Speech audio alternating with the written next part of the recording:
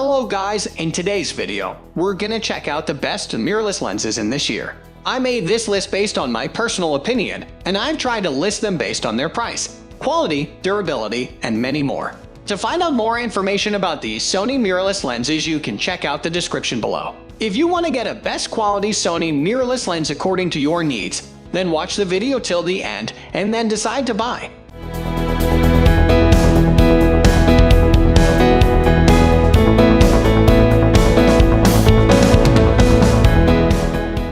At the first position of our list, we have Sony FE 1635mm f/2.8 GM. The Zeiss badge Sony Vario TSRT FE 1635mm f/4 GAOS S has been the main choice for alpha users after a high-quality wide-angle zoom lens, but the arrival of the Sony FE 1635mm f/2.8 GM now makes the decision much harder.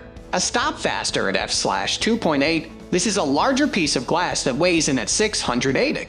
Build quality is excellent and includes a full set of weather seals, while the 11-blade rounded aperture diaphragm delivers ultra-smooth bokeh. Focusing is fast and silent, while the image quality is stunning, the perfect partner for cameras like the 42MP Alpha A7R Roman 3 and the newer 61-megapixel A7R Roman 4. Moving on to the next at number 2 with Sigma 1424mm f/2.8 DG Art. Own brand Sony wide-angle zooms include the FE 1635mm f/2.8 G Master and the FE 1224 f/4G.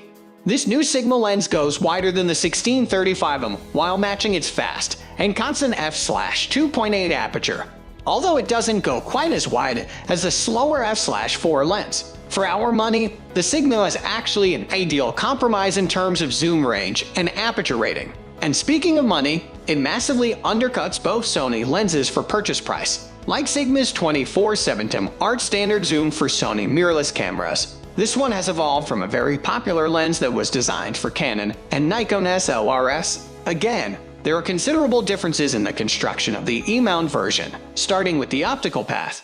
The veritable feast of glass includes 3 spherical elements, complete with a large diameter, ultra-high precision one at the front. Further back, there's an FLD, fluorite low dispersion element, and no less than 5 SLD, special low dispersion elements. Also like the standard zoom, the ultra-wide lens uses both super multi-layer coating and nano-porous coating, which give a noticeable reduction in ghosting and flare.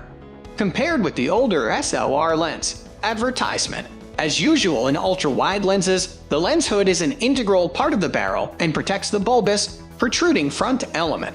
As such, there's no attachment thread for the direct mounting of filters. However, the new E-mount version of the lens adds a gel filter slot in its mounting plate, complete with a locking device, and comes with a template for cutting gel filter material to size. Build quality is excellent and the construction features comprehensive weather seals. Handling is similarly top drawer. The autofocus system is fast and unerringly accurate, and image quality is stunning in terms of sharpness and contrast, even when shooting wide open at f/2.8. However, whereas the SLR edition of the lens is virtually a zero distortion optic, the DN version produces noticeable barrel distortion in the 14-16 sector of its zoom range. Even so, this can be automatically corrected in camera. The number 3 position is held by Sigma 50mm f/1.4 DG HSM Art. This lens has already garnered much acclaim since its release 5 years ago, being prized for its sharpness. Not only that, but at a fraction of the price of Sony's own Planar T *FE 15.4 ZA optic. This is a very tempting option for street, portrait, and nature photographers who need that wide f/1.4 aperture, be it for working in low light or for isolating subjects from their surroundings. It's not the smallest 50mm f/1.4 lens of its kind, although it seems that the extra bulk is necessary in order to deliver the kind of imaging performance we find here. Next at number 4, we have Sony FE 85mm f/1.8. This fairly chunky optic nonetheless only weighs in at a pretty modest 371 thanks to a predominantly plastic construction, but balanced really nicely on the Alpha A7R Roman 2 we tested it with. The design is very clean, so much so that there's no distance or DOF scales. But those niggles aside, it's a cracking portrait lens. Focusing is nice and brisk while the 9-blade diaphragm delivers to really beautiful bokeh. Optically, there's little to fault it on either. It's incredibly sharp at the center of the frame through the aperture range. If you can't justify one of the more exotic Sony portrait lenses, this is a great option. The number 5 position is held by Sigma 85mm f/1.4 DG HSM Art. A classic portrait focal length and a wide f/1.4 aperture are the main draws of this lens, as is the fact that it can be had at a far more agreeable price than Sony's own G Master version. Like that lens, it's fairly big and heavy, even more so here, in fact, but it rewards with a robust build, fast focus, and excellent image quality. Sharpness is excellent at the widest f/1.4 aperture, and this only improves once you stop down a touch. While bokeh is nice and natural, a key consideration for portraiture, the deep focusing ring also makes manual focus very pleasing when you need to use this. Overall, a wonderful lens at a wonderful price. The number 6 position is dominated by Sony FE 200-600 f/5.6 6.3 G OSS. Sony's FE 100-400 f/4.55.6 G Master OSS is undeniably a cracking lens. But if you want even more telephoto reach, the new 200-600 delivers it in fine style and is better value. With a tough, weather-sealed construction, it's ideal for everything from action sports and wildlife photography to shooting birds and aircraft. The maximum 600 focal length is epic on a full-frame body and gives an absolutely phenomenal 900 effective reach on Sony's APS-C format cameras thanks to the 1.5x crop factor. Advertisement handling is excellent, with well-thought-out controls that have effectively the same layout to those of the smaller 100-400 lens. 3 customizable focus hold buttons are fitted around the lens barrel, and there's an autofocus range limiter. It's enhanced in the 200-600 lens, however, enabling you to lock out either short or long focus range, and the optical stabilizer gains a third switchable mode. Again, modes 1 and 2 are for static and panning shots respectively. The new third option only applies stabilization during actual exposures, making it easier to track erratically moving objects. The optical stabilizer is even more effective when working in conjunction with the sensor shift stabilization of Sony's recent camera bodies, helped by the inclusion of one spherical element and 5 ED. Extra low dispersion elements, sharpness, and contrast are outstanding for a super telephoto zoom and amazingly consistent throughout the entire zoom range. Color fringing and pincushion distortion are also very negligible at all focal lengths. Autofocus is super fast and, unusually for a super telephoto zoom, the physical length remains constant at all focal lengths. All in all, this is a fabulous lens for both full-frame and APS-C format Sony cameras.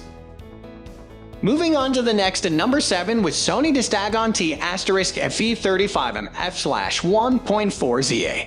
The first 35mm prime lens to be launched for full-frame E-mount bodies was the dinky little FE 35mm f/2.8, designed along Zeiss's Sonor principles. The newer f/1.4 Distagon lens is massive by comparison, measuring 17/9 and weighing 630. However, it's 2 f-stops faster and has a much more sophisticated feature set. Unusually for an E-mount lens, there's a manual aperture ring. As a bonus, you can select 1/3 click steps or click-free rotation, the latter being ideal for shooting movies. Sharpness is exemplary, right across the whole image frame. Chromatic aberration is only slight, and barrel distortion is extremely low for a 35mm lens. The number 8 position is held by Sony FE 90mm f/2.8 Macro G OSS. At its closest focus distance, this 9mm lens gives full 1.0x macro reproduction, ideal for monstrous enlargements of tiny bugs and other small objects. Attractions include top-quality glass, quick and ultra-quiet autofocus, OSS, optical steady shot stabilization, and a nicely rounded 9-blade diaphragm. Image quality, handling are excellent, and the lens isn't just a one-trick macro pony. The combination of a 9mm focal length and fairly fast f/2.8 aperture make the lens equally useful when you want to minimize depth of field for portraiture or still life.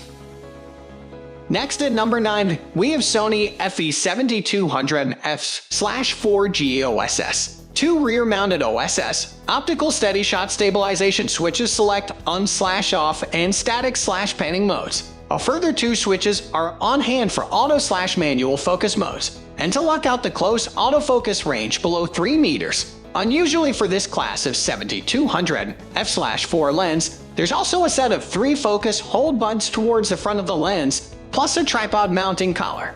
The optical path includes plenty of premium glass, plus Sony's nano AR coatings. Sharpness and contrast are generally very good, although extreme edge and corner sharpness drops off at 7 when using an aperture of f/4 and at 200 throughout the aperture range. Ultimately, this lens is a highly competent telephoto zoom with excellent handling. Finally, the number 10 position is dominated by Sony FE 100-400 f/4.5 5.6 GM OSS. The FE 100-400 f/4.5 5.6 GM OSS is Sony's only lens for its mirrorless cameras that covers a focal length greater than 200. So it's just as well it's a great lens. Until more dedicated telephoto primes become available, this is a great partner of the Alpha unit, and isn't much bigger than Sony's 7200 f/2.8. Focusing is incredibly quiet and quick, while the built-in optical stabilization means you can reduce camera shake by 5 stops. Optically, results are very good. Don't expect results to match rival primes, but sharpness is very good. That's all for today. We upload camera and camera accessories review videos every single day, so don't forget to subscribe and click the bell icon for the upcoming video notification.